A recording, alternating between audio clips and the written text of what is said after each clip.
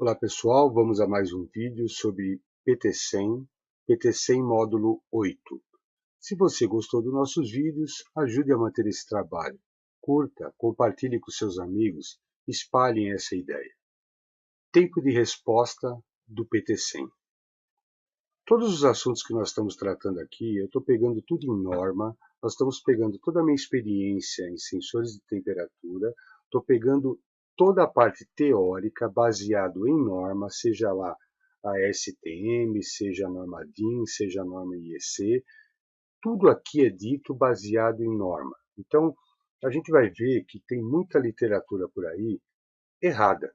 Então, a gente está colocando aqui conforme norma, que é para não ter dúvidas quanto à veracidade dessa documentação que eu estou apresentando para vocês. E aí vocês começam a ver, olha, puxa, eu dei uma olhada aqui numa literatura tal, que pô, não está batendo. Tudo aqui é norma. Então, todo o meu trabalho, todos os meus 30 anos de trabalho, foi pautado em norma, em condições de aceitação técnicas, em cima de normas, apenas isso. Então, tudo na vida profissional, quando a gente trabalha numa empresa, e mexe com sensores de temperatura, pressão, tudo é pautado em norma. Então, todo esse estudo que eu estou apresentando para vocês é pautado em norma. Então, aqui a gente vai falar sobre tempo de resposta do PT100, conforme a norma ASTM E1137. O que diz a norma STME 1137 com relação a tempo de resposta? Ela tem uma tabelinha que ela indica o diâmetro externo da bainha. Bainha é a proteção do sensor, é o tubinho de proteção. No outro slide a gente vai explicar direitinho de onde saiu esse termo bainha. Então nós temos aqui o diâmetro externo da bainha de 3,2 e de 6,4. E temos aqui um patamar de tempo de resposta da medida de 63,2%. E aí temos o tempo em segundo, 3 segundos, 8 segundos. Existem várias tabelinhas por aí, indicando aí os gráficos, né, entre tempo e temperatura. Então aqui nós temos a leitura máxima de 100%, é o valor que a gente quer medir no processo, e aqui o patamar de 63,2%, que é o que está previsto em norma. Então, por exemplo, uma bainha de 3,2 milímetros, tá certo? 3,2, ela demora 3 segundos para chegar ao patamar de 63,2. E aí depois ela vai atingir os 100%. Então, eles colocam o patamar de 63,2 por quê? Porque existem outros fatores que também acabam interferindo no tempo de resposta. Depois a gente vai analisar em outros vídeos que o PT100, por ser uma resistência, ele também tem um problema do efeito Joule, né? Então ele tem ali a potência máxima que ele pode atingir, então tem a corrente máxima para que esse efeito Joule não tenha o que a gente chama de aquecimento do bulbo. Então a gente não pode esquecer que o sensor PT100 é uma resistência. E toda resistência, ela quando percorre uma certa corrente por um certo tempo, tem um aquecimento.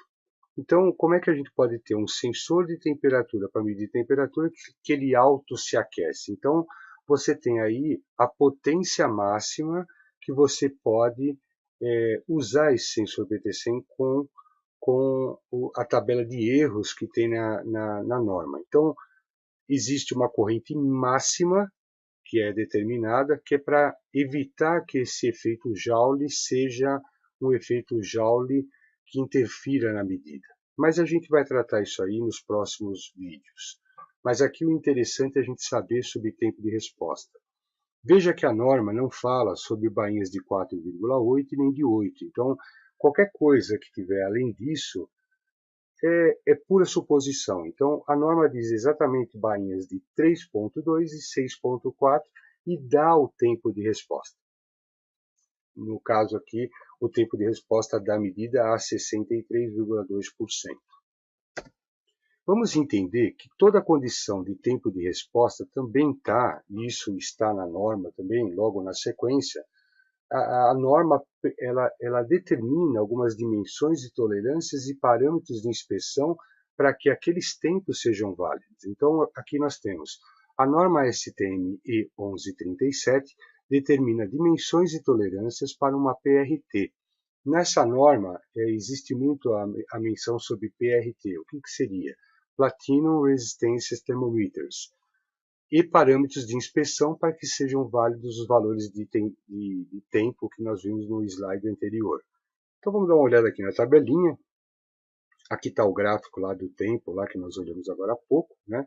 Aqui um sensor PT100, uma bainha, né? Dimensões da bainha, aqui novamente o termo bainha. Então vamos ver aqui, o termo bainha, utilizado para designar tubos de proteção, vem do inglês sheath, ainda muito utilizado na prática, e sua origem é da norma STM, que define assim as proteções dos sensores. O pessoal mais antigo fala muito em bainha, o pessoal mais novo fala em tubo de proteção. Então, a gente vai ter esse termo, já teve uma discussão uma vez, por que bainha e tal, então aqui eu estou colocando que vem da norma ASTM. Ele determina que as dimensões da bainha, então temos aqui o diâmetro nominal e a tolerância desse diâmetro. Então, ele prevê aqui de 3 a 12 milímetros de diâmetro. Veja, aqui ele prevê de 3 a 12. Naquele gráfico, ele dá o tempo na norma em segundos de apenas dois tipos de bainha. Então, o de 4,7 e o de 8 não estão na norma. Então, mas aqui ele prevê, pelo diâmetro nominal, que pode ser de 3 a 12. A tolerância de mais ou menos 0,1 milímetros, aqui está em polegadas, né, os valores correspondentes. E aqui um caso interessante, é nessa norma que fala sobre 10 vezes o diâmetro nominal de inserção mínima.